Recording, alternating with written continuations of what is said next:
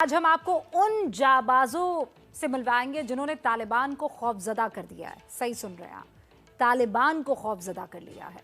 जिस तालिबान के आगे टैंक और तोप से लैस अफगान सेना हथियार डाल देती है, उसका मुकाबला करने के लिए एक निहत्ती फौज दीवार बनकर खड़ी हो गई है। हम इनके बारे में आपको पूरी डिटेल देंगे, लेकिन पहले आपको काबुल एयरपोर्ट से आया एक वीडियो दिखाना चाहती हूं जो अब से कुछ ही देर पहले एबीपी न्यूज़ को मिला है। और इस वीडियो को काबुल एयरपोर्ट पर और उसके पास मौजूद एक भारतीय ने शूट किया है। इससे पहले कि मैं आपको उन निहत्ते फौजियों से मुलाकात करवाऊं, इस वीडियो को देखिए और इससे समझिए कि काबुल की ज़मीन की हकीकत है कैसी। ये यहाँ पे अभी फायरिंग चल रही है। लोग जो हैं बस एम्बेसी के और एयरपोर्ट के अंदर जाना चाहते हैं, इसलिए फायरिंग चल रही है उनको भगाने के लिए। और बहुत बुरा हाल है।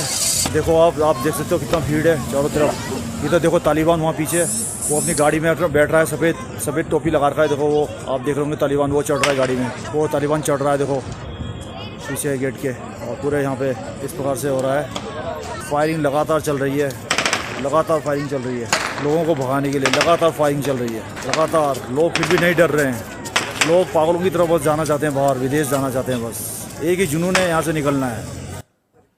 इस वीडियो से आप समझ गए होंगे कि अफगानिस्तान के बारे में तालिबान के दावों और ज़मीन की हकीकत में फ़र्क ज़मीन आसमान वाला है। अफगान सेना और तालिबान की जंग को ख़त्म हुए अभी 4 दिन ही हुए हैं कि अफगानिस्तान में एक नई जंग शुरू हो गई है। लेकिन ये जंग ज़रा हट कर है। इसमें तालिबान गोलियां बरसा रहे हैं और उसके सामने खड़े हैं निहत्ते अफगान नागरिक, जिनके हाथ में अफगानिस्तान का झंडा है और मुल्क को तालिबान की हैवानियत से बचाने का जुनून है। काबुल पर कब्जे के बाद तालिबान को लगा कि अब उनकी हुकूमत के दिन आ गए हैं, लेकिन ताजपोशी से पहले ही अफगानिस्तान में बगावत का बिगुल बज चुका है और गैंग्स ऑफ तालिबान में तलवार खिंच गई है। तो क्या एक बार फिर से बदलेगा तालिबान का पूरा गेम?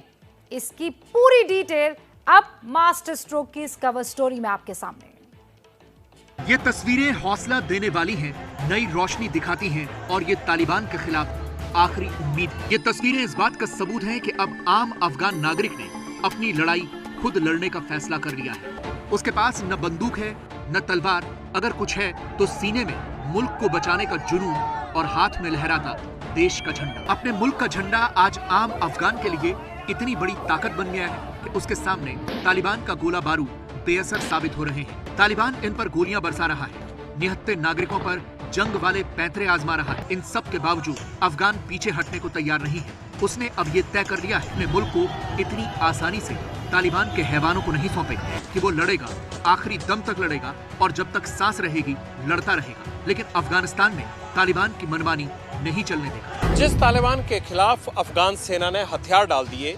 अमेरिका मझधार में छोड़कर चला गया, दुनिया ने भी चुप्पी साध ली। अब उसी तालिबान के खिलाफ अफगानिस्तान की जनता ने मोर्चा खोल दिया है। औरतें और बच्चे भी तालिबान के खिलाफ सड़कों पर उतर आए हैं और इस विद्रोह से तालिबान घबरा उठा है।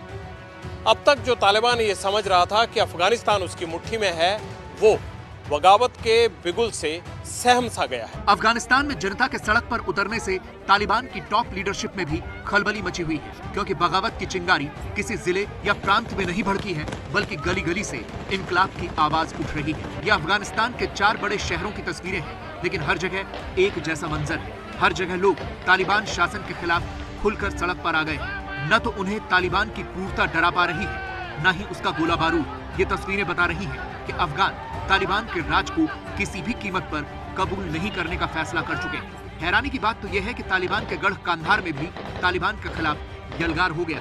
पिछली दफे कंधार ही में इन्हीं ने, उनका कैपिटल था, वहीं से इन्हीं ने पूरा अपना राज किया था, वहीं से चारों तरफ अपना मैसेज दिया था। देखिए उस समय इनको पश्तून जो थे, पश्तून समुदाय के लोग, ये भी पश्तून मलेशिया है, तालिबान भी, तो इनको सपोर्ट थी। मगर अब पश्तून का इस दफे इनके साथ ज्यादा पश्तून अफगानिस्तान में नहीं है।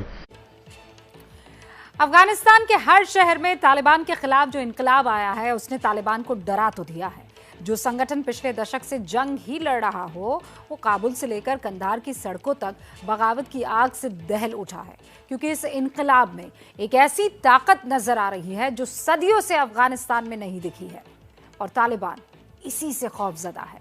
इसको समझिए। अफगानिस्तान में सदियों से जातीय समूह की अपनी अपनी पहचान ही सबसे ज्यादा महत्वपूर्ण रही है।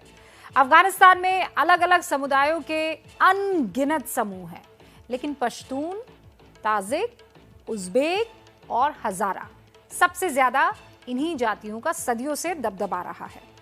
अब तक अफगानिस्तान की राजनीति और उसके इतिहास में यही देखा गया है कि हर जातीय समूह अपने नफे और नुकसान के मुताबिक कदम उठाता है, लेकिन इस बार तालिबान के खिलाफ जो जन समुदाय खड़ा हुआ है, वो खुद को पश्तून, उज़्बेक या ताजिक के तौर पर नहीं, बल्कि खुद को अफगान के तौर पर उनके खिलाफ खड़ा कर रहा है।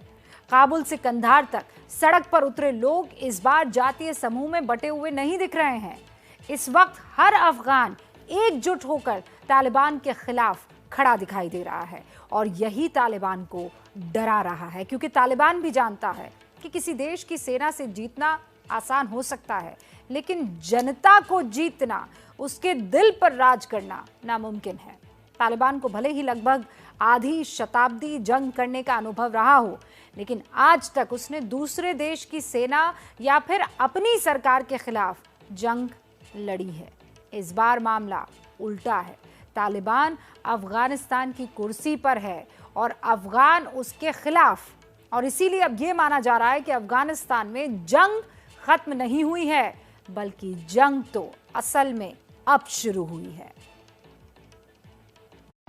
तालिबान को अगर कोई हरा सकता है आइडियोलॉजिकली, तो वो पश्तून नेशनलिज्म वर्सेस इस्लामिज्म, और नेशनलिज्म ही उनको यूनाइट कर रही है, वरना वो कबीले और कास्ट में कबीलों में ज़्यादातर बटे हुए थे, और इनकी आपस में कबीलों की भी लड़ाई होती थी। लेकिन यह है कि इस समय ये सब मिल गए हैं, और इनको भी खतरा लग रहा है, पश्तून को भी। तालिबान अमेरिकी सेना की वापसी के बाद अफगानिस्तान की गद्दी पर कब्जा बेहद आसान समझ रहा था, लेकिन ये उसका भ्रम साबित हुआ। गद्दी के बेहद करीब पहुंचने के बाद अब वो दोहरी मुसीबत में घिर गया है। अब तालिबान में कुर्सी के लिए लड़ाई छिड़ चुकी है। इसके साथ ही तालिबान में शामिल अलग अलग गुटों में वर्चस्व की जंग भी शुरू हो गई। तालिबान के अलग अलग गुट अलग अलग विचारधारा के हैं। अब सरकार के गठन में विचारधारा का टकराव भी तेज हो गया है। तालिबान की सरकार अगर बनती है तो वो किस कानून के आधार पर चलेगी, इसे लेकर भी तालिबान में अंदरूनी तौर पर तलवार खींची है। अफगानिस्तान में तालिबान का कब्जा हुए 4 दिन बीत चुके हैं, लेकिन तालिबान अपनी अंदरूनी कलह में बुरी तरह से फंस चुका है। ये कलह कुर्सी की भी है और सरकार बनाने के फॉर्मूले को लेकर भी। माना जा रहा है कि तालिबान का एक गुट मुल्ला अब्दुल गनी ब्रादर को अफगानिस्तान का सर्वेसर्वा बनाना चाहता है, जबकि दूसरा गुट हैबतुल्ला अखुनजादा को। अखुनजादा के समर्थक 1996 वाले तालिबान की वापसी के पैरोकार हैं, जबकि ब्रादर के समर्थक शातिर तरीके से अफगानिस्तान में शासन करना चाहते हैं। तालिबान में विचारधारा के इस लड़ाई को तालिबान के 2 प्रवक्ताओं के बयान से समझा जा सकता है। तालिबान प्रवक्ता के इस बयान के 24 घंटे बाद ही तालिबान के एक बेहद सीनियर लीडर वहीदुल्ला हाशमी का बयान सामने आया, जिसमें उन्होंने कहा, कोई लोकतांत्रिक व्यवस्था नहीं होगी क्योंकि हमारे देश में इसका कोई आधार नहीं है। हम इस बात पर चर्चा नहीं करेंगे कि हमें अफगानिस्तान में किस प्रकार की राजनीतिक व्यवस्था लागू करनी चाहिए, क्योंकि ये स्पष्ट है, ये शरिया कानून है और यही है। तालिबान में लड़ाई विचारधारा और गुटों की है, क्योंकि इसमें अफगानिस्तान ही नहीं बल्कि पाकिस्तान के भी कई आतंकी संगठन शामिल हैं। अब तक इनका मकसद अमेरिका के खिलाफ जंग था, तो ये एक होकर लड़ रहे थे, लेकिन अब अमेरिका नहीं है और मौका एक देश की कमान संभालने का है, तो ये आपस में ही उलझ गए हैं और तालिबान के लिए इसे सुलझा पाना जंग लड़ने से ज्यादा मुश्किल है। ये चाहता है कि ऐसा मुल्क बना दे, ऐसा रियासत बना दे जो उसमें सारे लोग इन्वॉल्व होगा। अगर इन्वॉल्व नहीं हुआ तो ये गवर्नमेंट ज्यादा मुद्दे तक नहीं चल सकता है। तो इसलिए ये सारे दुनिया के लिए और सारे वो पड़ोसी मुल्क जो है, जो उसमें इंडिया भी है, उसके साथ अच्छा ताल्लुक और अच्छा रिलेशन होना चाहिए। तालिबान की टॉप लीडरशिप में दरार खुलकर सामने आ रही है। एक तरफ पूरी जनता उनकी मुखालिफत कर रही है तालिबानियों की, और तालिबान में नेता भी एक दूसरे की। कैसे? तालिबान सरगना जितने भी हैं ये अलग अलग विचारधारा के हैं और इन सब के अपने अपने इंटरेस्ट है। इन्हें एक मंच पर अब आकर सरकार बनानी है, देश का नया कानून तैयार करना, और इसीलिए इनके बीच कोल्ड वॉर छिड़ गया है। हर कोई अपने हिस्से में कुछ ज्यादा की मांग कर रहा है। अब आप ये समझिए कि ये तलवार खिंची कैसे है।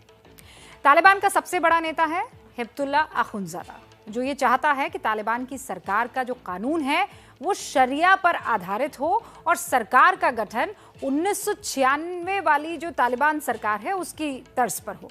जबकि तालिबान संस्थापक रहा मुल्ला अब्दुल गनी बरादर, वो ईरान मॉडल पर सरकार बनाने की वकालत कर रहा है, क्योंकि वो खुद राष्ट्रपति बनना चाहता है। फिर नंबर आता है तालिबान की सीनियर लीडरशिप में मुल्ला याकूब का। ये उदारवादी सरकार के पक्ष में है और पड़ोसी देशों से अच्छे रिश्ते का हिमायती रहा है। उसके उलट हक्कानी गुट का जो नेता है सिराजुद्दीन हक्कानी, वो आतंकवाद का समर्थक करता है, इसलिए क्योंकि आतंकवाद से हक्कानी गुट की तिजोरी भरती है।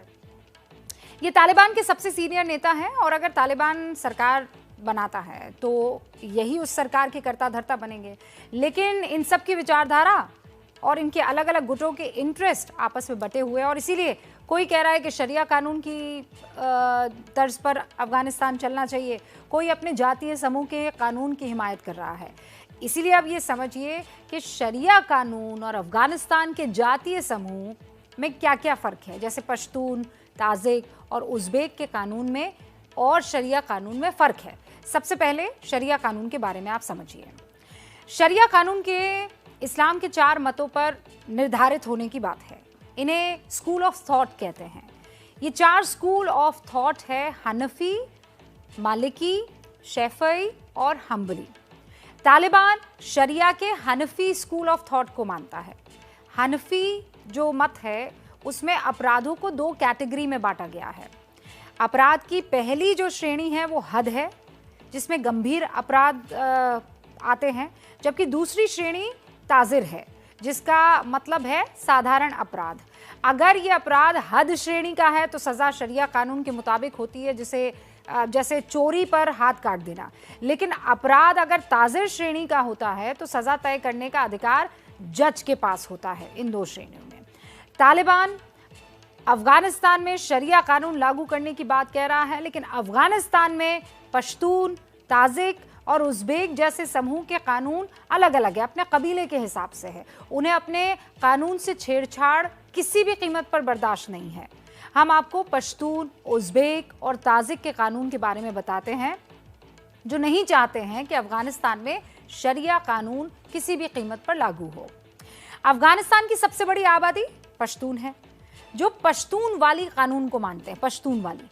लेकिन उज़्बेक में बुजुर्गों की जिरगा और शूरा से ये फैसला होता है।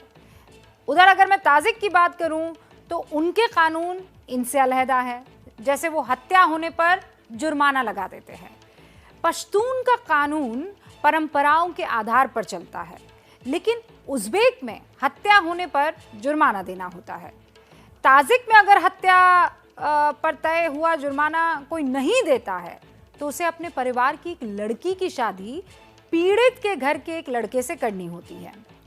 पश्तून में ज़्यादा सज़ा में जुर्माना चलता है, ज़्यादातर जो सज़ा है वो जुर्माने के तर्ज पर है। लेकिन उज़्बेक में चोरी पर सामान वापस और पिटाई होती है।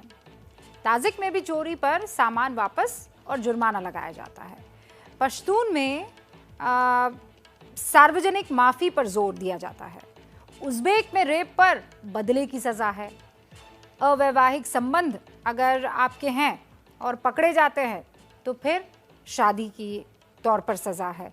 तो ये सारे कानून आपस में अलग अलग हैं और शरिया कानून इन सब से एकदम अलग हैं। अफगानिस्तान पर तालिबान के कब्जे से अगर दुनिया का कोई एक देश सबसे ज़्यादा खुश है, नाम बताइए? पाकिस्तान। 80 के दशक में पहले सोवियत संघ के मुकाबले के लिए पाकिस्तान ने अमेरिका की मदद की। वहाँ मुजाहिदीनों की ये फ़ौज तैयार की, अमेरिका के कोटे से उन्हें गोला बारूद की सप्लाई करवाई। इसके बाद जब पिछले 20 सालों से अफगानिस्तान में हालात सुधर रहे थे तो पाकिस्तान की दाल गलनी बंद हो गई, क्योंकि सबको पता चल गया कि आतंक का सबसे बड़ा एक्सपोर्टर पाकिस्तान है। अब जब अफगानिस्तान पर तालिबान का कब्जा हो चुका है तो पाकिस्तान खुशी से झूम रहा है। प्रधानमंत्री और मंत्रियों से लेकर उनके आतंकी संगठन तक तालिबान का समर्थन करते हुए नजर आ रहे हैं। 16 दिसंबर 2014 की वो तारीख जब पाकिस्तान के पेशावर के मिलिट्री स्कूल में आतंकवादियों ने हमला कर दिया था और 132 मासूम बच्चों को मार डाला था। यह ऐसा हमला था जिसे पूरी दुनिया अब तक नहीं भूली है और ना ही कोई भी पाकिस्तानी उनके बच्चों पर हुआ यह हमला भूल सकता है। लेकिन मौजूदा दौर का पाकिस्तान यह हमला भूल चुका है। पाकिस्तान के नेता अपने स्कूली बच्चों के कत्ल को भूल चुके हैं। ऐसा हम क्यों कह रहे हैं वो समझने से पहले आप ये जान लीजिए कि पेशावर के इस स्कूल में हमला तहरीक-ए-तालिबान पाकिस्तान नाम के एक आतंकी संगठन ने किया था। अब इस संगठन के सरगना ने अफगानिस्तान में कब्जा करने वाले तालिबान का समर्थन किया है। तहरीक-ए-तालिबान पाकिस्तान के सरगना नूर वली महसूद की तरफ से तालिबान के सरगना मुल्ला हैबतुल्ला अखुंज़ादा को एक पत्र लिखा गया है जिसमें लिखा है कि अमीरात-ए-इस्लामिया को तहरीक-ए-तालिबान पाकिस्तान की तरफ से मुबारकबाद। अफगानिस्तान की अजीम फतह और आजादी के मौके पर तहरीक-ए-तालिबान पाकिस्तान के अमीर की तरफ से अफगान मुजाहिद और गाजी कौम को मुबारक हो। आज इस मुबारक दिन पर तहरीक-ए-तालिबान पाकिस्तान अमीर इस्लाम अखुंज़ादा से अपने गठजोड़ की तस्दीक करता है और वादा करता है कि इंशाअल्लाह मुस्तकबिल में भी अखुंज़ादा की तरक्की के लिए किसी भी कुर्बानी से पीछे नहीं हटेंगे। इसे हम अपनी इस्लामी और शरिया जिम्मेदारी समझते हैं। तहरीक-ए-तालिबान पाकिस्तान का सरगना नूर वली महसूद संयुक्त राष्ट्र का एक घोषित आतंकवादी है। उसे अलकायदा समर्थित आतंकवादी भी माना जाता है और अब वो तालिबान के साथ गठजोड़ कर रहा है। उनके लिए कुर्बान तक होने को तैयार है, लेकिन इसके बावजूद पाकिस्तान हुकूमत तालिबान का समर्थन कर रही है। जब से अफगानिस्तान पर तालिबान का कब्जा हुआ है, पाकिस्तान की हुकूमत बल्लियों उछल रही है। इमरान खान का बस चले तो वो खुद अपने हाथों से अखुंज़ादा को काबुल की गद्दी पर बिठा कर आए। 3 दिन पहले वो खुद अफगानिस्तान पर तालिबान के कब्जे को गुलामी की जंजीरें तोड़ना बता चुके हैं। अब इमरान के मंत्री भी उन्हीं की बात को आगे बढ़ा रहे हैं। इस कब्जे से पाकिस्तान की हुकूमत खुश है। तालिबान की तारीफ में कसीदे पढ़े जा रहे हैं। तालिबान के कब्जे में भी पॉजिटिव बातें खोज खोज कर निकाली जा रही हैं। तालिबान के आतंकवादी उन्हें शांति के दूत नजर आ रहे हैं।